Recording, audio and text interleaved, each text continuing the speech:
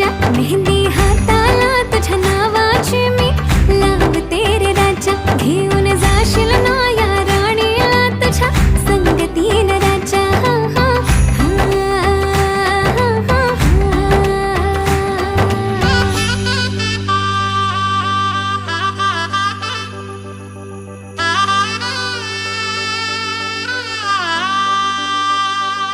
सजली ही नवरी बाई नवरोबासाठी ग, गाली हळदी चाले दिसते किती गोड ग.